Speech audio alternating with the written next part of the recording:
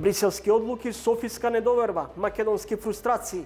Условите под кои во оваа фаза влеговме за нас се застрашувачки, дури и се понижувачки. Ние не можеме никако однапред да имаме гаранција дека во иднина некоја држава нема да не блокира. Гледаме дека компромисите се претворија во континуирани концесии кои стигна народски, да кажеме, нож до коска во македонското ткиво.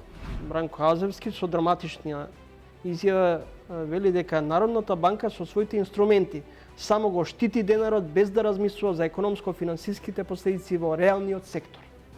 За жал, колегата Бранко Азевски целосно не е во право.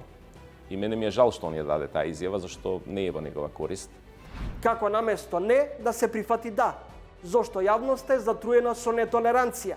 Първо трябва да приемем, че ако искаме нето да стане да завинаги, макар че знаем, че в политиката няма завинаги и нищо не е вечно, трябва да се научим да си говорим по различен начин. Понякога изпълнението на европейските условия и на европейските критерии е един доста болезнен процес. Трилинг вечерва 20 часот и 45 минути.